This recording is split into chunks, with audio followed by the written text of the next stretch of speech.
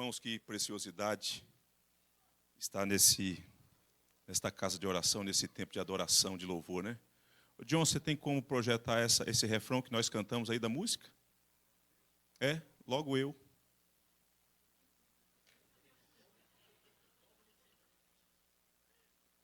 Logo eu, você.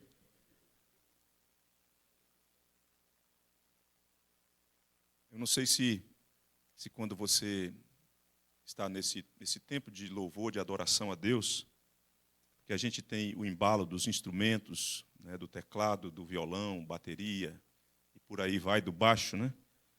Se você, às vezes, divaga e não consegue, talvez, perceber a poesia da letra e a verdade bíblica que está na letra, né, contida na letra.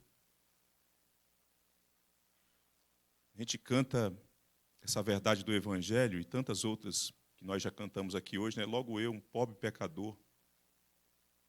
Logo eu, tão fraco e tão devedor. Logo eu, de graça recebi o amor de Deus. Vem a outra parte.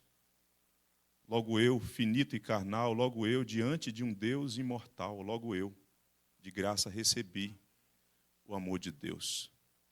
Eu não sei se ao cantar na congregação, junto com o povo de Deus, uma música como essa, se passa pela sua cabeça o tamanho da graça de Deus, o que Deus fez para te tirar de lá, de onde você estava, na condição que você estava, na rebelião na qual você se encontrava com Deus, inimigo de Deus, e o que Deus fez em Cristo. É algo para tocar o nosso coração, não por conta de uma sensibilização das emoções, muito embora isso também aflora, porque a verdade de Deus também toca nessa parte do nosso existir. Logo eu, pobre pecador. Se você sabe de onde Deus te arrancou, você canta com mais vivacidade. Seu coração se queda em louvor e adoração. Todavia, se você ainda não foi retirado de lá, você não compreende isso e não faz sentido para você. Você até acompanha o movimento da música, mas você não tem essa história com ele. Mas se você tem, então faz todo sentido. Todo sentido. A gente sabe que o outro também foi redimido nesse contexto comunitário, mas você meio que, como que, absorve aquilo para si, logo eu. É provável que o que está do meu lado, à minha frente, atrás, também, mas logo eu. Logo eu, um pobre pecador. Isso traz gratidão para o nosso coração, louvor para aquele que nos redimiu e nos alcançou. Assentado como vocês estão, eu lhes convido a abrir a palavra de Deus na primeira carta do apóstolo Paulo aos Coríntios. De manhã eu falei à igreja que eu queria expandir dois conceitos que eu trabalhei na conferência missionária sobre duas verdades que o Evangelho ensinam sobre a nossa santidade, ou a santidade do cristão. E eu quero expandir isso hoje com vocês. E nós vamos tomar essa carta. E eu peço a gentileza, embora eu não estarei fazendo uma exposição de um bloco de versículos da passagem específica, mas eu peço a sua gentileza que você mantenha a sua Bíblia aberta, por favor, porque na primeira e na segunda verdade, nós vamos percorrer essa carta.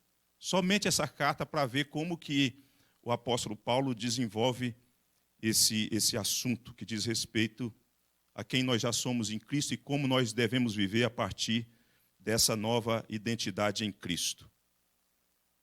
Capítulo 1 diz assim: Paulo, chamado pela vontade de Deus para ser apóstolo de Jesus Cristo, e o irmão Sóstenes, a igreja de Deus que está em Corinto, aos santificados em Cristo Jesus, chamados para ser santos, com todos os que em todo lugar invocam o nome de nosso Senhor Jesus Cristo, Senhor deles e nosso. Graça a vós outros e paz da parte de Deus, nosso Pai, e do Senhor Jesus Cristo. E a igreja diga amém. Bendito Deus, nós estamos diante do texto santo, tua palavra, inerrante, inspirada, poderosa, consoladora, instrumento pelo qual o Senhor Deus nos santifica, nos alimenta, nos dá direção, traz consolo e encorajamento para a nossa vida, para a tua igreja, o teu povo que aqui se encontra. Bendito seja o teu nome, Senhor, porque tu és uma pessoa que fala, que se comunica de modo audível, de modo claro e poderoso. Então, Senhor Deus, alcance a nossa mente aqui nessa noite, o nosso coração. Que essa noite não seja mais uma noite de estarmos juntos, mas uma noite memorável, singular, única, para a gente desempenhar a nossa vocação durante a semana, sabendo que foi um momento todo especial da parte do Senhor nosso Deus para a nossa vida. Nós oramos, te pedimos que o Senhor Deus glorifique o teu Filho Jesus e que o teu Espírito, o Espírito de Cristo, o Espírito da palavra, opere em nós de uma maneira extraordinária, em o nome do Senhor Jesus. Amém. Irmãos, o cristão, ele é como alguém que trocou de time. Ele é como alguém que trocou de time. Significa que, ao trocar de time, o cristão veste uma nova camisa. Não é assim? A gente não vê quando, no mundo esportivo, especialmente no futebol, o jogador é contratado para jogar no outro clube e ele, assim que ele é apresentado, ele veste a camisa daquele time, apresenta para ele, às vezes, o novo uniforme do time, do clube, e às vezes o passe daquele jogador, a contratação daquele jogador, custou um valor altíssimo para aquele clube. Então ele tem que vestir a camisa. Ele não tem mais vínculo com o outro clube, embora por longos anos ele tenha amado e vivido e dedicado a sua vida àquele clube no qual ele jogava. E, irmãos, eu vou dizer uma coisa, isso é meu, tá? Você não precisa ficar chateado comigo por conta disso. Eu fico irritado quando vejo um jogador contratado, um craque, e ele vai para um outro clube, a torcida o recebeu com carinho, houve aquela festa toda, e de repente a primeira partida no Campeonato Brasileiro é contra o antigo clube dele. Eu fico irritado quando ele faz o gol e ele não comemora, porque há um tipo de respeito, de devoção ainda para com aquele clube. Isso é inadmissível. Pagou-se uma grana, um dinheiro alto para ter o cara, e se o gol é o ápice de levantar a torcida e vibrar e de celebrar, o sujeito, vocês já viram como é que ele faz? O pessoal vem comemorar ele, não. Volta para o time onde você estava, meu amigo. Quem está pagando o seu salário agora não é o seu... Eu entendo, mas eu fico irritado. Com o cristão, esse tipo de atitude mencionada não cabe. Você estava num time e esse time era oposto ao time do Criador. E quando você tomou a decisão, fez uma aliança com ele e foi pago um preço muito alto, você veste uma nova camisa e não tem como mais e não tem por que você reverenciar o antigo time. Não tem por que mais você reverenciar o antigo time, o antigo clube. O cristão, ele, assim que ele é alcançado pelo Evangelho transformado, ele é despido do velho uniforme, da roupa suja. Ele é vestido com uma nova roupagem, a roupagem da santidade, do linho finíssimo, de santidade, de glória. Então, é uma nova vida, é uma nova atitude. Então, ele não deve mais reverenciar o seu antigo time no qual ele estava engajado e com o coração totalmente dedicado. Queridos, quando nós olhamos para as Escrituras e vemos a dinâmica do Evangelho, a comunicação do Evangelho, que é algo extraordinário, algo que chega aos nossos ouvidos como informação, mas como uma verdade poderosa que não só informa os ouvidos, mas transforma o coração, transforma a mente. Essa verdade do Evangelho, quando ela é anunciada, tal como orientada e ordenada pelo Senhor Jesus, o Evangelho informa os homens sobre o inigualável amor de Deus, mostrando o que Deus fez, a iniciativa de Deus, a soberania de Deus, de como que Deus livremente entregou o seu Filho. Isso é boa notícia, isso é boa nova de salvação. Mas ao mesmo tempo que o Evangelho tem esse aspecto, e aqui não estou colocando não necessariamente na ordem, o mesmo Evangelho informa o homem sobre a sua real condição espiritual diante de Deus. Diz que ele é pecador, diz que ele é inimigo, diz que ele está morto nos seus delitos e pecados, que ele está em rebelião contra Deus. O Evangelho traz no seu bojo isso, e a lei de Deus acentua essa condição e essa posição na qual o homem se encontra em relação ao Senhor Deus, o Deus que criou todas as coisas, o Deus grandioso, a quem nós adoramos nessa noite. E ao mesmo tempo ele é informado de uma boa notícia extraordinária: Deus ama o pecador. Essa mensagem foi anunciada para a igreja de Corinto. Essa igreja ouviu a mensagem do Evangelho. Ela foi transformada pela mensagem do Evangelho. Ela não só foi notificada, mas como ela foi alcançada pela mensagem do Evangelho e atraída e reconciliada com Deus. E daí nós vemos nessa carta, nesses versos que nós lemos e em outros versos que nós vamos abrir, que há duas verdades que o Evangelho trabalha sobre a santidade do cristão. O Evangelho, ele declara que o cristão é santo, e o Evangelho ordena que o cristão seja santo. São duas verdades. Estão aqui comigo? Acene aí com a mão. O Evangelho declara que o cristão é santo. E o Evangelho declara que, ordena, melhor dizendo, que o cristão seja santo. Na prática e na teologia e na doutrina bíblica, o que isso significa? Significa que o Evangelho, ao fazer a declaração sobre a nossa santidade, ele está falando da nossa posição em Cristo, nosso status. Nós estamos unidos com o nosso amado Salvador Jesus Cristo.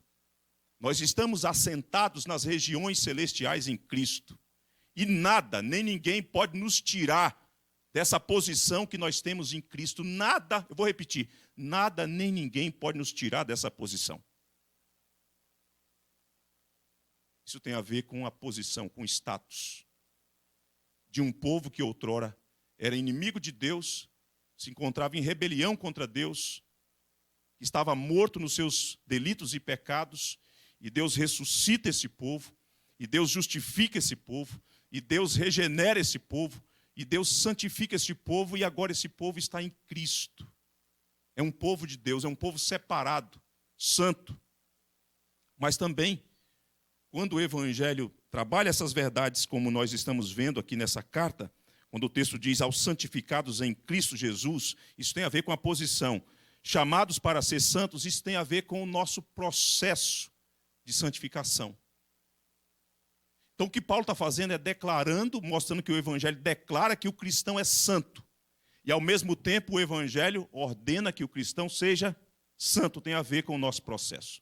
São essas duas verdades que nós vamos ver nessa noite. Primeiro, o Evangelho declara que o cristão é santo.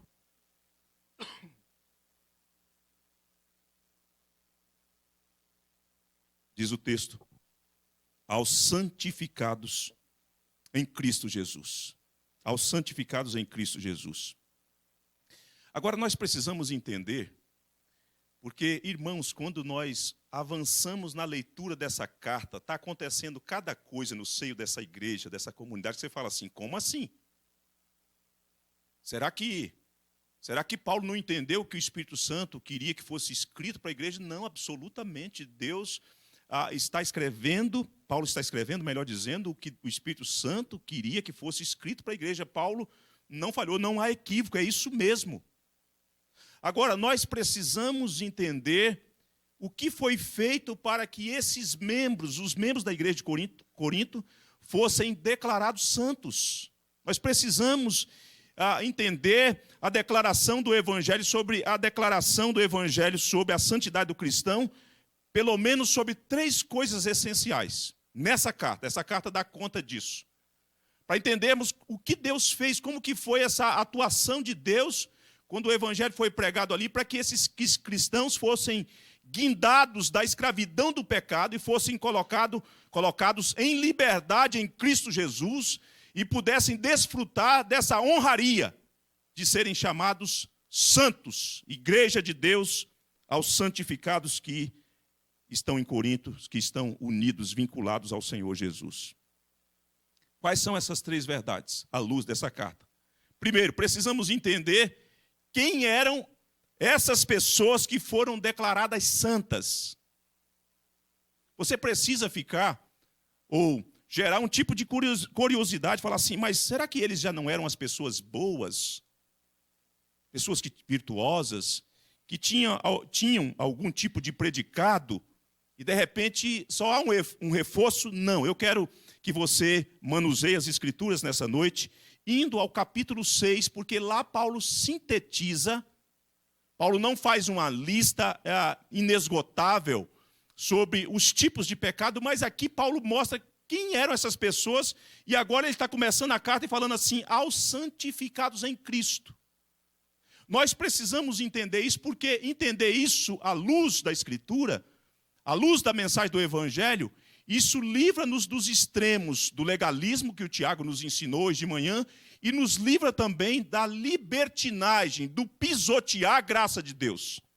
Então vejam a partir do capítulo 6, quem eram essas pessoas, capítulo 6, versículo 9 até o 11.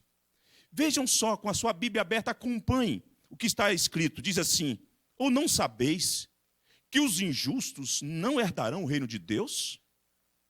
Não vos enganeis, nem impuros, nem idólatras, nem adúlteros, nem efeminados, nem sodomitas, nem ladrões, nem avarentos, nem bêbados, nem maldizentes, nem roubadores herdarão o reino de Deus.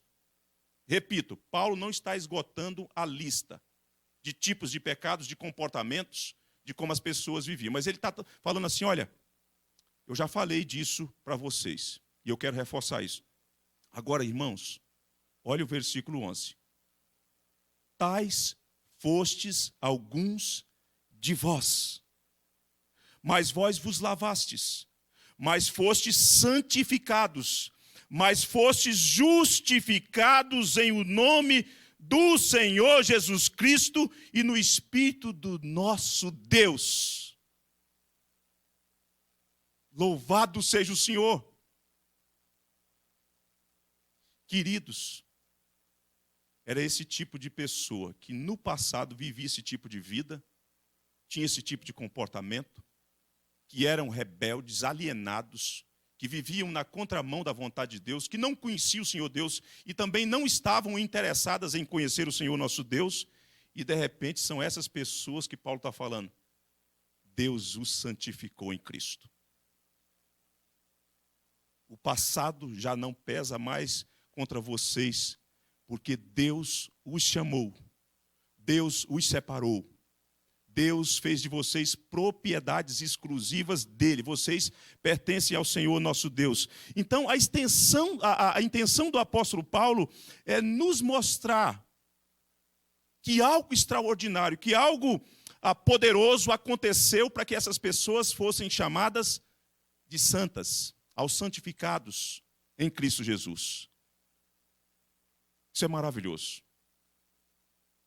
É essencial entender quem eram as pessoas que compõem a igreja. Eu não vou pedir os nossos diáconos para, depois do culto, fazer uma enquete de quem era você, uma lista, um questionário para você responder quem era você, o que você fazia. Mas eu garanto a você que aqui nessa noite, a começar do vosso pastor, a começar do pastor estendendo para os presbíteros dessa igreja, para os diáconos dessa igreja, os professores dessa igreja, que atuem no ministério de educação adulta ou infantil. Aqui está formado, está cheio de mulheres e homens. Você que está nos acompanhando na internet, eu quero te dizer que essa igreja, você está vendo de longe, se você quiser vir aqui, você vai constatar que aqui tem pessoas que eram mentirosas, caluniadoras, fofoqueiras, linguarudas, é sinônimo, né? Trapaceiras, idólatras, beberrões, maus pagadores, homens maus com as suas mulheres, mulheres arredias com seus maridos, pais truculentos com seus filhos, filhos rebeldes com seus pais. Aqui está cheio de gente que Deus separou e que Deus chama hoje de santos.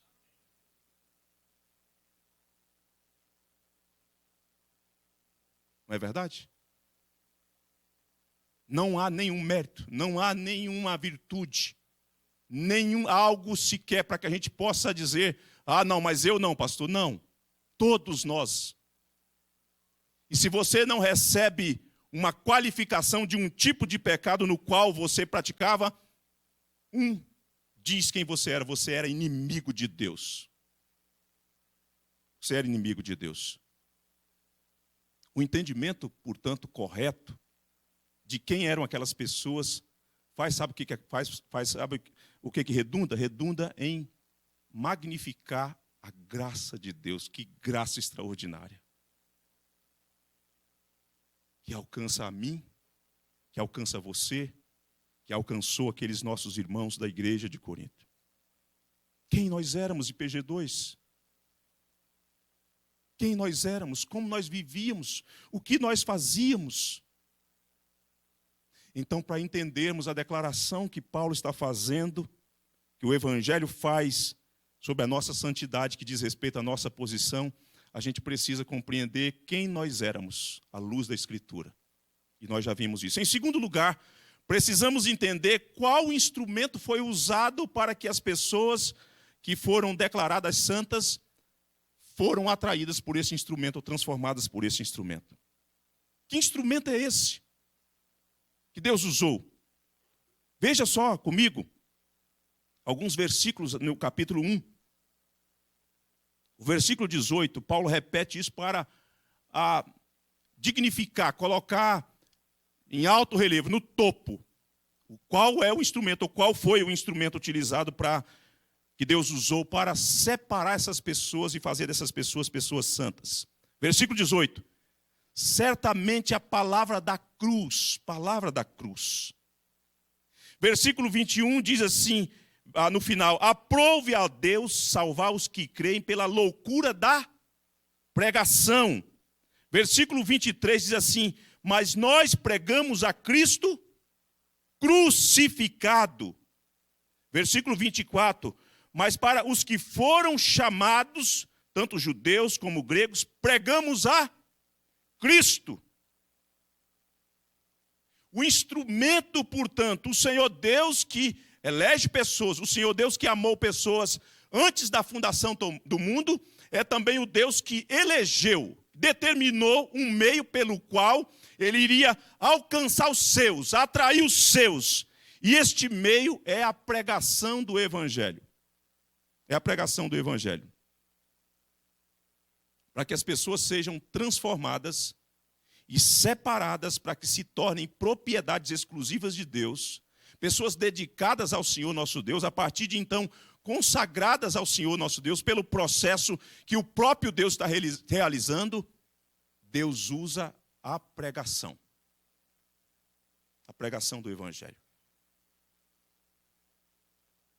Se você vai num ajuntamento, e naquele ajuntamento não tem pregação do Evangelho, fique bastante cabreiro. Porque esse é um meio pelo qual Deus separa um povo e continua atuando na santificação desse povo. E não tem outro meio. Não existe outro meio. Não são as liturgias, os protocolos, normas, esse tantão de coisa que as instituições criam. Não, é só o Evangelho. E o Evangelho é suficiente para fazer aquilo que Deus intentou realizar no coração dos pecadores. Paulo está dizendo, olha, o que eu preguei para vocês e que fez com que vocês fossem feitas fossem feitos pessoas santas e fossem consideradas santificadas em Cristo Jesus, foi a pregação, o instrumento é esse. Foi a mensagem da cruz, foi a mensagem cujo conteúdo é o Senhor Jesus, mas o Senhor Jesus crucificado. É por meio da pregação que Deus separa os ímpios e transforma os ímpios em pessoas santas. Isso é maravilhoso. Isso é maravilhoso. Irmãos, eu às vezes olho, lendo ou vendo alguma coisa que versa sobre o pragmatismo religioso em ditas igrejas evangélicas, eu confesso a vocês, eu acho encantador o pragmatismo. Porque é um negócio que as pessoas apresentam ali, aqueles métodos mirabolantes, faz isso, faz aquilo e tudo dá certo. Mas quando você espreme, não tem o evangelho. Se não tem o evangelho, uma comunidade passa a ser considerada sinagoga de Satanás. Nós não precisamos de nada para afagar o nosso ego, porque ele já é massageado por nós mesmos, quando crianças, quando bebês, pelos nossos pais, e nós crescemos e continuamos a massageá-lo. Nós precisamos do evangelho. E Paulo deu para as pessoas que moravam na igreja de Corinto o evangelho. É o evangelho que diz respeito ao Filho de Deus que se encarnou, ao Filho de Deus que obedeceu em nosso lugar, ativamente, passivamente, ao Filho de Deus que foi crucificado e que foi pregado na cruz. Portanto, diz respeito ao conteúdo que versa sobre o Senhor Jesus e sobre o evento acontecido no Gólgota, lá na cruz do Calvário. Foi essa mensagem. É essa mensagem que separa, que transforma ímpios em santos de Deus, que transforma pecadores em pessoas justas. Não há outra mensagem. Martyn Lloyd-Jones, pregador inflamado da tradição reformada, ele conta que por muito tempo a sua mensagem versava sobre o novo nascimento, que o homem tem que nascer de novo, e é verdade. E um dia uma senhorinha, uma pessoa na igreja, o confrontou depois do sermão e falou assim: eu não vejo a cruz no seu sermão. Estamos falando do Martyn Lloyd-Jones, que nós admiramos e bebemos em sua literatura. Eu não vejo a cruz no seu sermão. E ele disse que saiu pelas ruas de Londres. A procura, entra num sebo, entra no outro. Ele queria encontrar um livro que alguém estivesse escrito sobre a cruz, a mensagem da cruz. E aí ele mudou toda a dinâmica do ministério dele. Porque é a mensagem da cruz. É a mensagem do Cristo crucificado. É a mensagem do Cristo que ficou suspenso entre a terra e os céus, com os braços abertos, com uma coroa de espinho, pregado, cravado na cruz, sofrendo a nossa dor, morrendo a nossa morte, é que transforma e separa os homens alienados de Deus e os traz para perto de Deus. Irmãos, que mensagem estupenda. Que mensagem gloriosa. Em terceiro lugar, nós precisamos entender o que foi realizado para que essas pessoas fossem declaradas santas. Nós vimos quem elas eram, nós vimos qual o meio, o instrumento que Deus usou, e agora nós vamos ver o que foi realizado nessas pessoas para que elas fossem feitas santas. Eu chamo a sua atenção para a leitura de alguns versos. Veja o capítulo 2, versículo 10, diz assim: mas Deus nulo revelou pelo Espírito, porque o Espírito a todas as coisas prescruta, até mesmo as profundezas de Deus. Paulo está falando trazendo um texto do Antigo Testamento, que se encontra lá no profeta, e aqui no profeta Isaías, e no versículo 9 ele está falando assim: mas como está escrito, nem olhos viram, nem ouvidos ouviram, nem jamais penetrou em coração humano que Deus tem preparado para aqueles que o amam. E de repente ele coloca a conjunção adversativa e diz: mas Deus nos revelou pelo Espírito. Neste mesmo capítulo, no versículo de número 12, diz assim: ora, nós não temos recebido o Espírito do mundo, e sim o Espírito que vem de Deus, para que conheçamos o que por Deus nos foi dado gratuitamente. O versículo de número 14 diz assim: ora, o homem natural não aceita as coisas do Espírito de Deus, porque eles são loucuras, e não pode entendê-las, porque elas se discernem espiritualmente. Vá para a segunda carta de Paulo aos Coríntios, por favor. O que foi feito nas pessoas? O que Deus fez nessas pessoas? Capítulo 4 da segunda carta de Paulo aos Coríntios. Estou tomando essa carta porque é endereçada à mesma igreja. Veja só, versículo 3 diz assim: mas se o nosso evangelho ainda está encoberto, é para os que se pedem que está encoberto, nos quais o Deus deste século, o que aconteceu? Cegou o entendimento dos incrédulos, para que não lhes resplandeça a luz do evangelho da glória de Cristo, o qual é a imagem de Deus. Porque não nos pregamos a nós mesmos, mas a Cristo Jesus como Senhor, e a nós mesmos como vossos servos, por amor de Cristo. Porque Deus que disse, preste atenção nisso, das trevas resplandecerá a luz, e Ele mesmo resplandeceu em nosso coração para a iluminação do conhecimento da glória de Deus na face de Cristo. Deixa eu dizer uma coisa. A pregação é essencial para que pecadores, inimigos de Deus, sejam reconciliados por Deus. Isso é fato. Porém, algo extraordinário precisa acontecer dentro do coração do pecador. Algo extraordinário precisa acontecer aqui dentro. A pregação é o meio que Deus usa para notificar, informar do grande amor de Deus, da boa notícia, que deve ser dada a todos os homens aqui na terra, no mundo, em todo o mundo. Mas a mudança que acontece no coração do homem é aquilo que a Escritura chama de um novo nascimento ou regeneração. É Deus, é o Espírito de Deus quem revela aquilo que os olhos não podem ver, aquilo que a sua imaginação, a sua capacidade não pode discernir. É Deus quem faz com que você veja, na pessoa bendita do Espírito, como Ele faz, suplantando as disposições naturais, carnais, que estão em rebeldia contra Deus, por disposições espirituais, de uma nova criatura, de um coração regenerado, mudado. Quando essa transformação acontece, Deus separa efetivamente aquele que outrora era ímpio e o faz dele em santo, aquele que era pecador e o faz dele em justo de Deus. Por isso Paulo se dirige àquela igreja dizendo: aos santificados em Cristo, vocês são santos. Vocês eram sodomitas, vocês eram efeminados, vocês eram bêbados, ladrões, idólatras e por aí vai, mas Deus santificou vocês. Como? Quando o Evangelho chegou a vocês. Quando o Espírito Santo regenerou vocês. Quando as trevas imperavam, a luz resplandeceu no coração e afugentou as trevas. E deu a vocês vida em Cristo Jesus. De sorte que agora vocês são nascidos de novo, são novas criaturas e, portanto, vocês pertencem ao Senhor nosso Deus.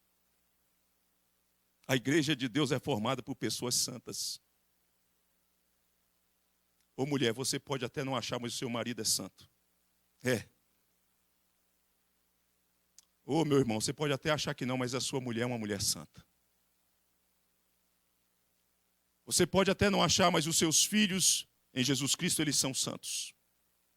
Eles são santos. Às vezes a gente vê ainda traços de rebeldia, mas eles são santos. Filhos, vocês podem até achar que não, mas os seus pais são santos. Aquele pai que às vezes grita com você, que perde as estribeiras, que não devia. Aquela mãe que às vezes pega no seu pé o tempo todo. Aquela mulher é uma mulher santa, sua mãe é santa. Os seus pais são santos. A igreja, os membros da igreja são santos, porque foram santificados em Cristo. Assim como Deus por conta da imputação da justiça de Cristo em nós, ele nos declara que nós somos justos. Da mesma forma, uma vez que nós estamos unidos a Cristo, Deus nos declara santos por conta da nossa união em Cristo Jesus. A igreja é terminantemente composta de pessoas santas. Talvez você veja o IPG2 hoje e fale assim, eu quero ver, pastor, eu quero ver. Pode vir. Pode vir, você vai ver que nós somos santos. Mas eu vou contar para você que tem a segunda parte. O Evangelho, nós vimos em primeiro lugar que o Evangelho declara a santidade do cristão. O cristão é santo. Mas em segundo lugar, o Evangelho ordena que o cristão seja santo. Voltando lá para o iniciozinho da carta, onde nós iniciamos, está escrito assim, aos santificados em Cristo Jesus, chamados para ser santos. Com todos os que em todo lugar invocam o nome de nosso Senhor Jesus Cristo, Senhor deles e Senhor nosso. Irmãos, nós vimos aqui sobejamente nesses minutos que o Evangelho declara a nossa santidade. E nós precisamos entender isso de uma vez por todas. E isso deve nos ajudar no trato uns com os outros. Embora o Evangelho tenha declarado a santidade do cristão, a nossa santidade, ele o faz, também ele ordena que o cristão seja santo. A mesma mensagem que foi anunciada à igreja de Corinto e que transformou aquela igreja e que fez com que aquela igreja então fosse santificada pela pregação e pela regeneração realizada pelo Espírito, também é a mesma mensagem anunciada para advertir os membros da igreja para que eles sejam santos. É a mesma mensagem. É a mesma mensagem, ela não destoa. E que tipo de mensagem produz essa transformação no coração, na mente, que endireita os nossos passos? Já que a salvação resulta dessa pregação que informa, que transforma, já que é essa pregação também que nos chama para uma vida de santidade, como que nós podemos ver isso? Eu creio que essa mesma carta também contempla essa segunda faceta do Evangelho e eu passo a compartilhar a partir de algumas passagens com vocês. Com a Bíblia aberta, primeira carta de Paulo aos Coríntios. Vejam, ninguém aqui tem dúvida, Paulo já disse aos santificados em Cristo, chamado para ser santo. Nós estamos nessa segunda parte. Agora vejam que quando Paulo vai escrever, desenvolver a carta, porque Paulo escreve essa carta, me permita repartir brevemente com vocês, Paulo escreve essa carta para corrigir equívocos de comportamentos, equívocos doutrinários, coisas que estavam acontecendo naquela carta que eram inadmissíveis. E Paulo, então, com esse coração de pastor e conduzido pelo Espírito, diante das informações que chegaram até ele, ele precisa, então, conduzir e mostrar sobre essa verdade que o Evangelho atenua sobre a nossa, acentua sobre a nossa santidade. Olha o versículo 10. Rogo-vos, irmãos, pelo nome de nosso Senhor Jesus Cristo, que faleis todos a mesma coisa. E que não haja entre vós o quê? Divisões. Aliás, de manhã, eu diria o pastor Robson, o Espírito está testificando, né? Porque de manhã o Tiago trabalhou sobre os riscos que existem dentro da igreja. Antes sejais inteiramente unidos na mesma disposição mental e no mesmo parecer. Pois a vosso respeito, meus irmãos, fui informado pelos da casa de Cloe, de que há contendas entre vós. Refiro-me, que tipo de contenda? Olha só que é o tipo de contenda. Refiro-me ao fato de que cada um de vós dizer, eu sou de Paulo, eu sou de Apolo, eu sou de Cefas, eu sou de Cristo. Um tipo de personalismo que não foi evocado pelos apóstolos, pelos líderes. Entretanto, as predileções por determinado líder estava fazendo com que a igreja enfrentasse o quê? Divisões. Divisões. Os mesmos irmãos que Paulo se dirigiu dizendo aos santos, aos santificados, Paulo está dizendo, gente, tem coisas que vocês estão fazendo aí que isso é inadmissível, não condiz com a identidade nova que vocês receberam em Cristo. Por isso o Evangelho vem e ordena que os cristãos sejam santos. Vejam, queridos, vejam. ainda nessa carta, no capítulo de número 3, sobre esse tema ainda que envolve divisão, essas coisas todas, olha só que Paulo diz assim: eu, porém, irmãos, não vos pude falar como a espirituais, e sim como a carnais, como a crianças em Cristo. Leite vos dei a beber, não vos dei alimento sólido, porque ainda não podíeis suportá-lo. Nem ainda agora podeis, porque ainda sois carnais. Porque havendo entre vós o quê, irmãos? Ciúmes e contendas. Não é assim que sois carnais e andais segundo os homens? Quando, pois, alguém diz, eu sou de Paulo, e o outro, eu de Apolo, não é evidente que andais segundo os homens? Que Paulo está dizendo o seguinte: sabe qual é o sintoma da imaturidade, o carimbo da imaturidade de vocês? Divisão, ciúme, contendas constantes no meio da igreja. Vocês são imaturos.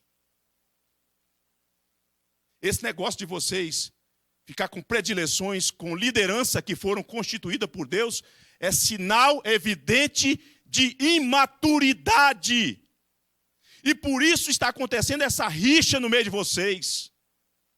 Eu prefiro fulano em detrimento de cicrano. Eu prefiro ouvir fulano em detrimento de Beltrano. E assim vai se fragmentando o corpo de Cristo. E Paulo diz, isso é contenda, isso é ciúme, isso é divisão, isso é inadmissível. E essas coisas são demonstrações da imaturidade de vocês. Vocês são imaturos.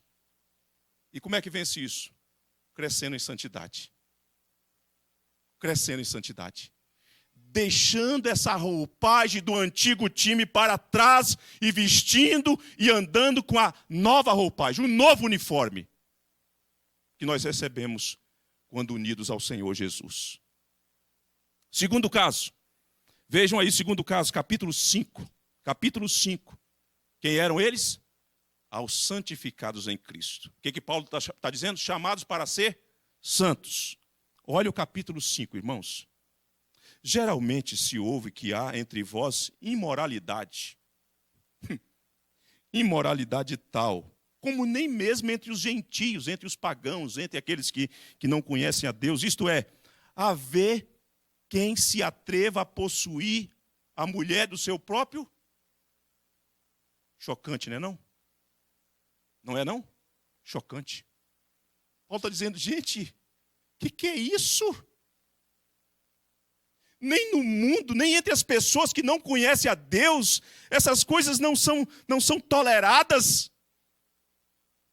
E o que estava acontecendo? Olha o versículo 2, irmãos. E contudo andais vós ensoberbecidos, e vocês ainda são prepotentes. Vocês são arrogantes, vocês têm ciência do que está acontecendo no meio da igreja, nada é feito, nada se faz, e vocês toleram, e vocês ainda são arrogantes. Para quem que ele iniciou a carta? Falando que o povo é santo, não tem dúvida disso. Mas tem coisa no meio de vocês que não condiz mais, não pode mais acontecer esse tipo de coisa. E como é que faz? Como é que trata isso? Esse capítulo é um capítulo que trata de disciplina na igreja. Como é que trata um negócio desse? Tem que disciplinar o faltoso. Tem que disciplinar o faltoso. A situação exige disciplina. O comportamento que envolve imoralidade, que envolve impureza, que envolve prostituição, que envolve incesto, exige disciplina, e a liderança não pode fechar os olhos para esse tipo de coisa. Porque o meio que Deus usa também para promover, para expurgar o pecado do nosso meio é disciplina. Paulo chega a dizer, no versículo de número 11, ele diz assim, mas agora vos escrevo que não vos associeis com alguém que, dizendo-se irmão, for impuro, ou avarento, ou idólatra, ou maldizente, ou bebedor, ou beberrão, ou bebedor, com este tal nem ainda comais. Ele está falando não de alguém que escorregou, é de alguém que está vivendo insistentemente, embora sendo advertido, sendo admoestado, não abandona o pecado. Paulo diz assim, pois com que direito? Se a gente não julga esse tipo, não disciplina, Pois com que direito haveria eu de julgar os de fora? Eu não tenho o conselho da igreja, a liderança da igreja, não tem competência nem o direito de julgar os de fora. Não julgai vós os de dentro? Os de fora, nós não podemos. Mas e os de dentro? Aí Paulo diz assim, os de fora, porém, Deus julgará. Expulsai, pois, de entre vós o malfeitor. Se não quer endireitar, se foi admoestado, não quer se endireitar, que seja disciplinado com a exclusão. Na linguagem do Senhor Jesus, seguindo os passos da disciplina, considerai-o gentio e publicano. Porque o velho fermento leveda toda a massa. Querido irmão,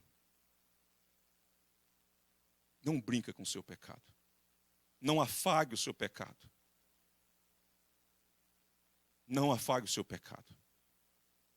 Tenha gente piedosa para caminhar com você, homem piedoso, homem maduro, um jovem maduro, uma moça madura, uma mulher madura para caminhar com você, para que você vença os seus pecados. O que não pode é você fazer de conta que essas coisas não são graves, que elas não estão ali, que está tudo certo, que está tudo bem. Não pode, não pode. Há um povo que é chamado de santo, que já é conferido a esse povo a posição, o status de estar em Cristo. É um povo chamado também para avançar em processo de santificação, removendo as impurezas que permeiam o nosso meio e a nossa vida. Nós não podemos tolerar pecados na nossa vida, nem na vida da comunidade. Terceiro caso. A prática da injustiça contra os irmãos. Olha aí o capítulo 11. O capítulo 6, melhor dizendo, desculpem. O capítulo 6, o versículo 7 e 8 diz assim: o só existir entre vós demandas, já é completa derrota para vós outros. Por que não sofreis antes a injustiça? Por que não sofreis antes o dano? Mas vós mesmos fazeis a injustiça e fazeis o dano. E isso aos próprios irmãos. O que estava acontecendo? Os irmãos tinham alguma intriga, alguma pendência com os irmãos, pegavam os irmãos, coisas que deviam ser resolvidas dentro da igreja, na igreja, e levavam os seus irmãos para serem julgados nos tribunais. Paulo está falando assim, vocês não sabem que nós vamos julgar os anjos? Não tem ninguém aí com sabedoria, com discernimento para tratar dessas questões eclesiásticas que diz respeito à vida cristã. E ao fazer esse tipo de coisa, vocês estão cometendo injustiça uns com os outros. Por que não sofram o dano? É claro, irmãos, hoje a gente tem que fazer uma explicação, fazer uma ressalva.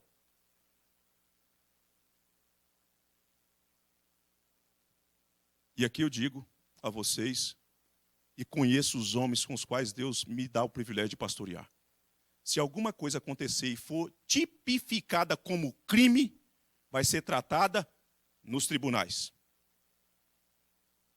Se aparecer algum sujeito, alguma pessoa que faça algum movimento, algum abuso, alguma coisa que seja tipificada de acordo com as nossas leis como crime, tem que ser tratada pelo agente de segurança, pelas leis, por aqueles que têm competência. Mas tem coisas que nós tratamos entre nós, que não serão julgadas nos tribunais, que não terão que serem levadas aos juízes.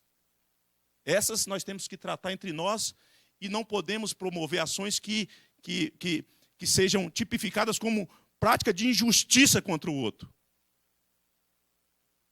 Se esse tipo de coisa é feito, ou está sendo feito, como aqui estava sendo feito, é sinal de que precisa avançar em santidade. Tem que avançar em santidade. Não pode se admitir isso. Eu tinha ainda uns 2 casos para citar, vou citar só mais um, e aí é o caminho para fechar com vocês. Olha só, o capítulo 8, e o versículo de número 9. Capítulo 8, versículo de número 9. Ele está tratando da liberdade, dos limites da nossa liberdade. De como que a gente, em nome da liberdade que nós temos, não podemos expor e deixar o irmão que é fraco na fé numa situação em que ele se escandalize. Vede, porém, que essa vossa liberdade não venha, de algum modo, a ser tropeço para os fracos. Eu tenho maturidade.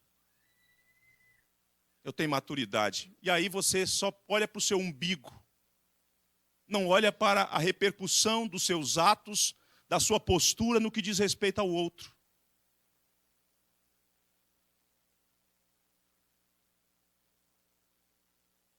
Sai postando o que não se deve postar.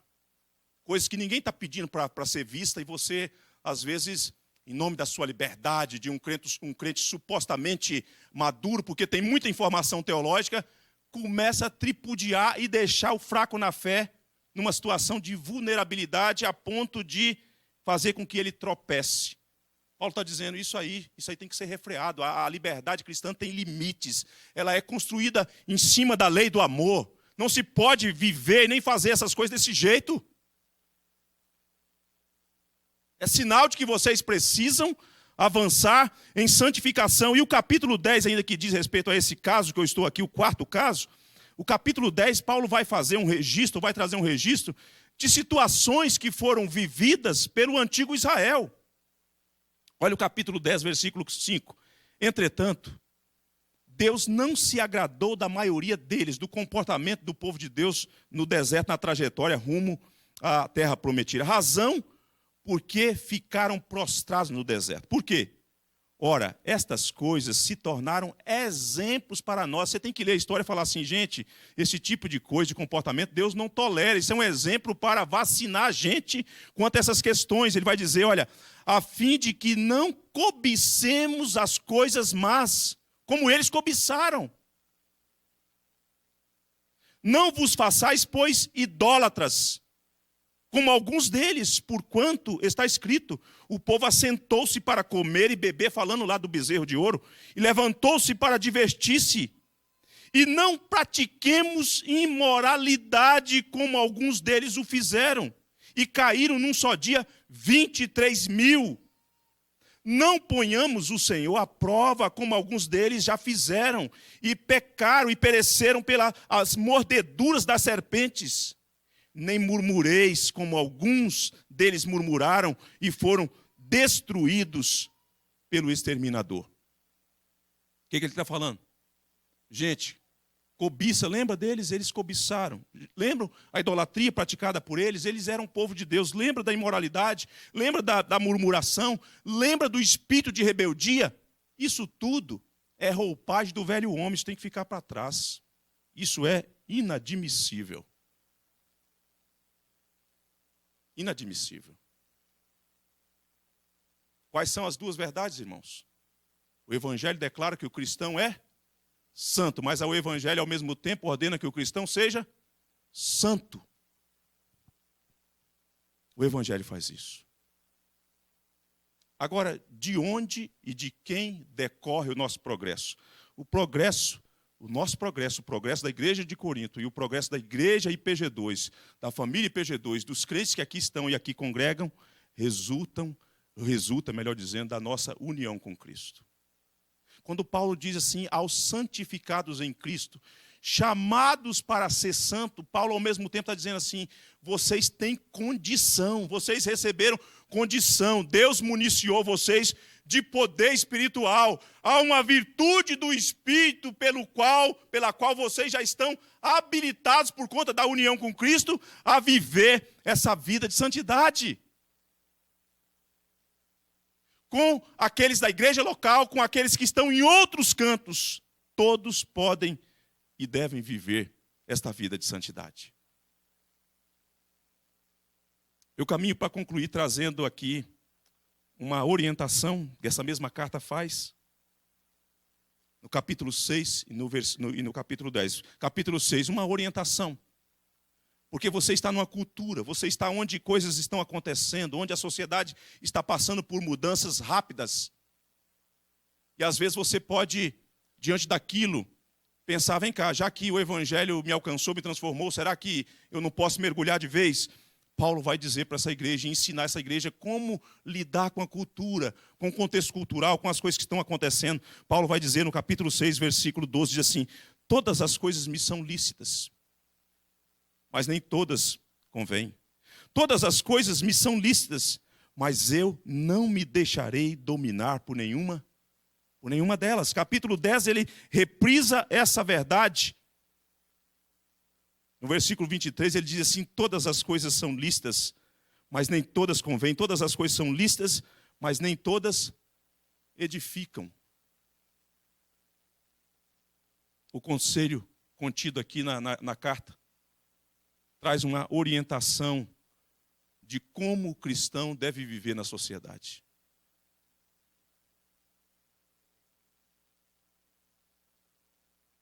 Você pode frequentar determinados ambientes. Você pode. Mas de repente Paulo está dizendo: acho que você tem que repensar. Todas as coisas são lícitas, mas nem todas convêm.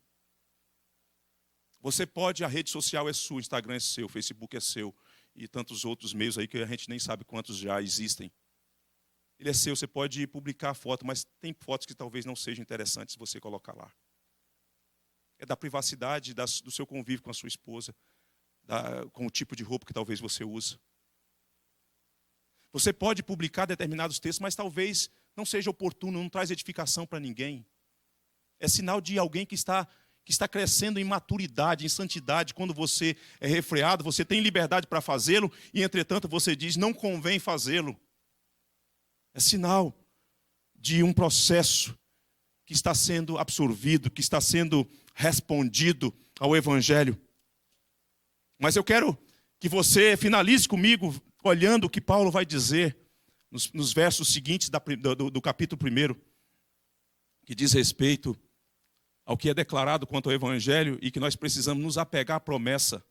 Porque se Paulo ao mesmo tempo vai advertir, ao mesmo tempo Paulo deixa para essa igreja uma promessa gloriosa. Ele diz assim, versículo 4: sempre dou graças ao meu Deus a vosso respeito, a propósito da graça que vos foi dada em Cristo Jesus. Porque em tudo fostes enriquecidos nele, em toda a palavra, em todo o conhecimento, assim como o testemunho de Cristo tem sido confirmado em vós. Chamo-lhes a atenção a partir daqui, de maneira que não vos falte nenhum dom, aguardando vós a revelação de nosso Senhor Jesus Cristo. Preste atenção. O qual também vos confirmará até... Vocês estão comigo? Até o fim, para serdes irrepreensíveis no dia de nosso Senhor Jesus Cristo. Fiel é Deus, pelo qual fostes chamados à comunhão de seu Filho, Jesus Cristo, nosso Senhor. Queridos, nós somos santos, e conquanto o Evangelho nos chama para a santidade e a santificação, Deus está dizendo, a palavra de Deus está dizendo: Deus vai confirmar vocês. Nenhum de vocês, aos que foram santificados em Cristo, ficarão no meio do caminho. Por quê? Porque Deus é fiel. Você acha que Ele vai deixar a obra dele emperrar? Por isso, irmãos, nós somos o que somos por conta de Cristo. Nós somos quem somos por conta de Cristo, por conta daquilo que Cristo fez, por conta do fato de que nós estamos unidos a Cristo. E porque nós somos de Cristo e estamos em Cristo, então o nosso destino é estar com Ele na eternidade. Que Deus nos abençoe. Convido você a ficar em pé e para a gente cantar uma canção. Vamos finalizar cantando uma canção, depois a gente ora e a gente conclui este momento devocional. Pelo que eu percebi, o Neto estava falando comigo, essa música é um clássico. Isso aí faz parte da enologia da Igreja Evangélica Brasileira, e você tem condição de cantar, porque o mundo no qual nós estamos, a sociedade na qual nós estamos inseridos, se não é você, tem pessoas que precisam da paz de Cristo, precisam do Evangelho. Vamos cantar.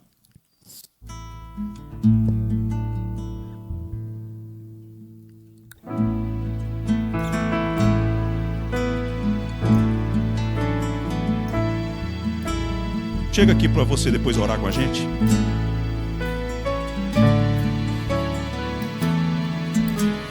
Eu senti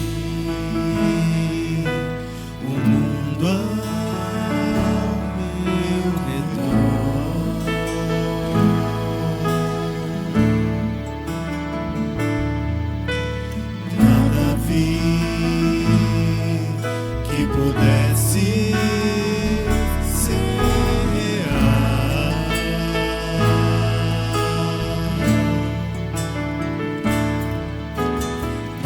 percebi que todos buscam paz, porém em vão, pois naquilo que procuram não há solução, não há solução. Só em Jesus a paz real eu pude encontrar. O seu amor pude experimentar.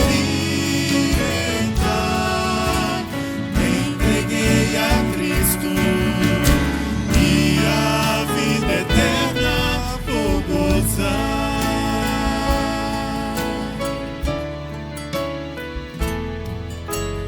Posso ver que você não é feliz.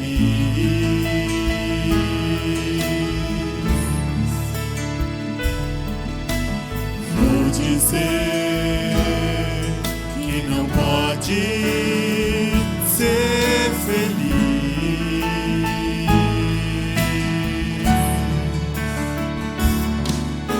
Se continuar a procurar em vão, em caminhos que não trazem solução, não trazem solução. Só em Jesus a paz real você vai encontrar. O seu amor vai experimentar. Venha Jesus Cristo e a vida eterna vai gozar. Só em Jesus a paz real você vai encontrar. O seu amor vai experimentar. Venha Jesus Cristo e a vida eterna vai gozar.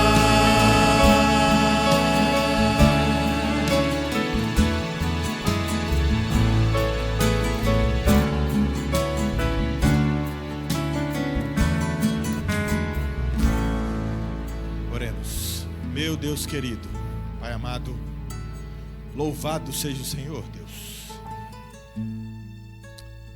Louvado seja o Senhor, Deus. Nós fomos lembrados e bem sabemos quem nós éramos, Deus. A descrição aqui foi uma pintura de quem nós éramos. Deus, mas o Senhor, com graça abundante, sufocante, sobejante, invadiu a nossa treva, nos transformando de uma vez por todas, Deus. Ainda que Satanás, o nosso próprio pecado e o mundo tente dizer o contrário, o sobrenome, o status é santo. E durma com barulho desses. Nós somos pior do que a igreja de Coríntios, e o Senhor sabe muito bem. E o Senhor fez a IPG2 uma igreja santa. Isso foge à lógica, Deus. Mas louvado seja o Senhor, Deus. Nós te louvamos pelo instrumento doce, discreto, que o Senhor elegeu, a tua palavra. E ela continua aqui, disponível e disposta a encontrar novos corações. Mas ela está dentro do nosso peito, Deus. Que o Senhor então o Senhor use a nossa igreja, a cada um de nós, para que através desse instrumento, da palavra, pregando a cruz de Cristo, a gente fale isso para o esposo, para a esposa, para os filhos e para as filhas, para os colegas de trabalho, para os vizinhos. O mundo precisa ouvir através da palavra, que é esse gatilho que Deus decidiu usar para poder fazê-los mais gente santa.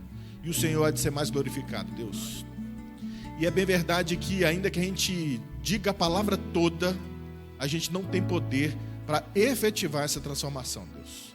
Eis o teu santo e doce Espírito, que só Ele tem esse poder, como foi no caso de Lídia, que o Senhor abriu o entendimento dela para ela crer em tudo que ela ouvia, Deus. Então usa as nossas vidas, mas passeia com o teu Santo Espírito para que alguém creia. Quem sabe essa noite alguém creu, Deus.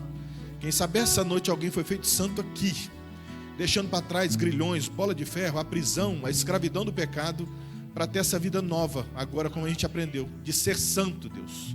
Isso agora é com a gente, para que a gente chegue, pare de dividir e passe a construir mais uns com os outros, que a gente pare com coisas feias, sujas, imorais no esconderijo das nossas vidas, mas que isso seja trazido à luz hoje e seja derrotado de uma vez por todas. Nós recebemos tudo o que precisamos para correr essa boa corrida até o final, Deus, até o final.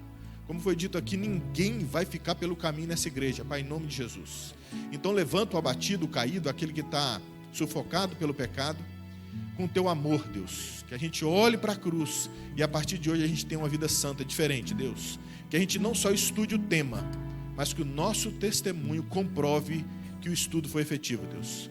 Que nós temos vidas transformadas. Que os casamentos sejam mais fortes, que os nossos dízimos sejam mais fiéis, que as nossas contas sejam pagas em dias, que os nossos filhos sejam educados na fé com culto em casa, que a vida mostre que alguma coisa aconteceu, Deus. Não deixa essa palavra cair pelo caminho, não deixa o Satanás levar, não deixa as coisas do mundo sufocar, mas faz ela em nome de Jesus frutificar, Pai. Essa é a nossa oração sincera, em nome do Senhor Jesus. Amém, Deus.